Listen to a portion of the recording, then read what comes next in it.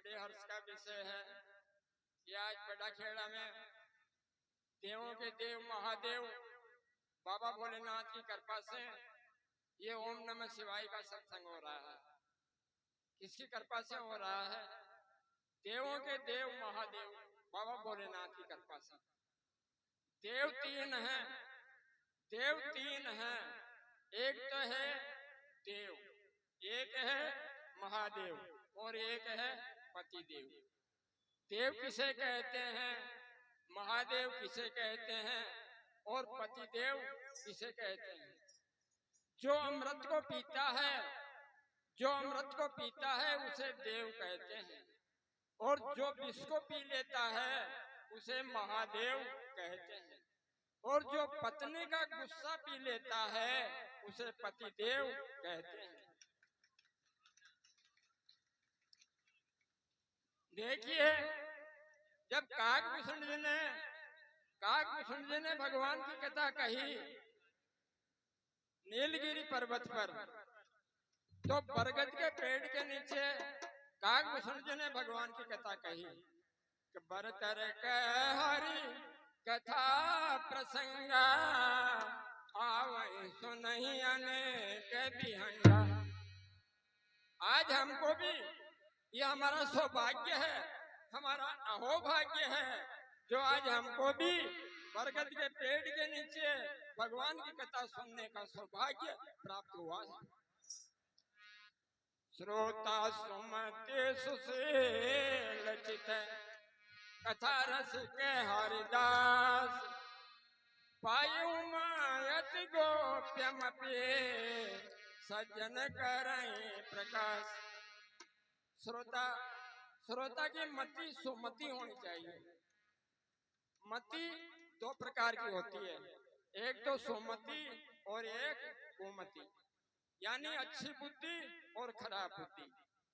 सुमति किसे कहते हैं और कुमति किसे कहते हैं?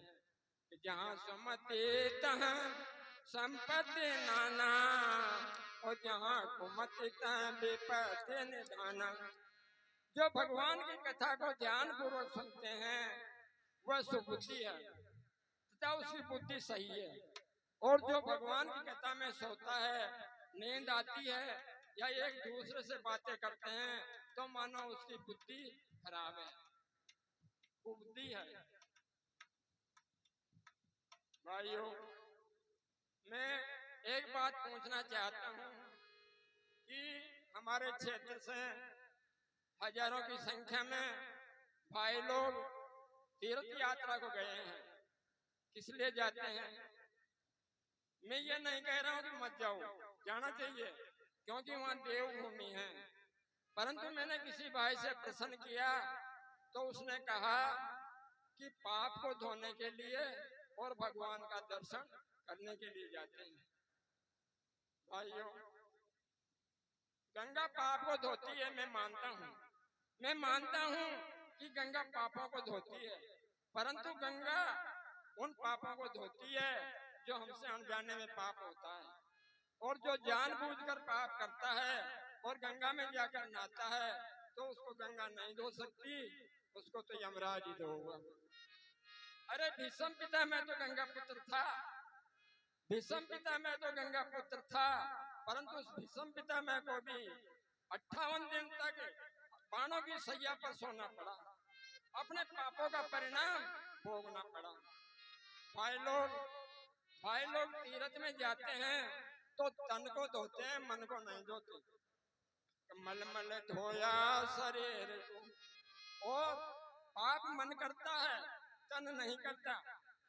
भाई लोग तीर्थ जाते हैं तो तन को धोते हैं, मन को नहीं धोते, और पाप मन करता है, तन नहीं करता। मलमल धोया शरीर को और धोया न मन का मेल, गंगा ना बस काई होयो जब तोरियो बेल को बेल। अरे हमारा मन साफ है, हमारा मन साफ है तो सबसे बड़ा तीर्थ तो माई और बाप है।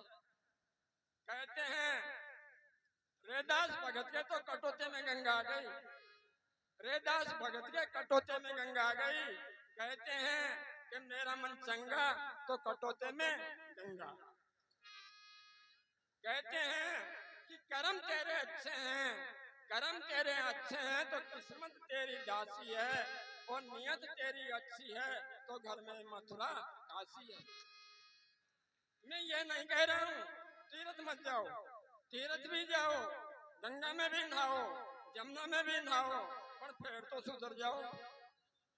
ये बात हर कोई पे लागू नहीं है, ये बात उन लोगों पर लागू है जो तीर्थ भी जाया, गंगा में भी नहाया, और दूसरा का थैला मसू कंठी प्रसाद भी चुरा लाया, और गांव आया तो दूसरा की मेर पे ट्रैक्टर चढ़ाया। तो काई कान भाइयों खर्चा किराया में 40-50 हजार रुपया लगाया। भाइयों, प्रवचन करने से कुछ नहीं होगा। आप लोगों ने कहा, हमने सुना, हमने कहा, आप लोगों ने सुना। अगर हमने 2 शब्द धारण नहीं किए तो सुनाना व्यर्थ है। प्रवचन करने वाले, दूसरे को उपदेश देने वाले तो बहुत लोग होते हैं, परंतु उपदेश का पालन करने वाला कोई बिरला ही होता है। ऐसा संतों ने कहा है।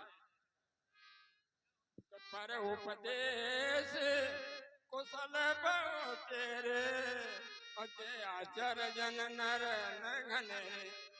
और उपदेश करने वाला कोई चतुर नहीं होता। तो चतुर कौन होता है? राम ही भजै चतुर नर, कठिन काल मल को धर्म न जोगन ज्ञान बल, हरि सकल परोस, राम ही भजै चतुर नर। इस विकराल कलिकाल में न धर्म की जरूरत है, न योग की जरूरत है, न ज्ञान की जरूरत है, न प्रवचन करने की जरूरत है। यहाँ जरूरत है केवल और केवल भगवान को भजने की जरूरत है। जो भगवान को भजता है वही नर चतुर है। भगवान को कैसे भी भजो, भाव से भजो तो भी वही फल है, और कुभाव से भजो तो भी वही फल है। बाबा तुलसीदास ने लिख दिया है कि भाव को भाव अनकयाल सहूं, नाम जपत मंगल निशि दसहूं। मैं तो इतना कहता हूँ कि भगवान का स्वभाव और बिच्छू का स्वभाव एक जैसा है। अरे बिच्छू को गुस्से में पकड़ो गाली देकर तो भी वही फल है, और उसी बिच्छू को प्यार से पकड़ो काका जी कहकर तो भी वही फल है। वैसे ही भगवान को भाव से भजो तो भी वही फल है, और कुभाव से भजो तो भी वही फल है। अरे रावण ने भगवान को बैर भाव से भजा, रावण ने भगवान को बैर भाव से भजा तो उस रावण का भी उद्धार हुआ, और अन्य भक्तों ने भगवान को भाव से भजा तो उन भक्तों का भी उद्धार हुआ। मान्य श्री राम सिंह जी ने 10 मिनट का टाइम दिया। इतना ही बोलकर मेरी वाणी को विराम देता हूँ। जय श्री राम। धन्यवाद मांगीलाल जी, बहुत बहुत धन्यवाद। हमारे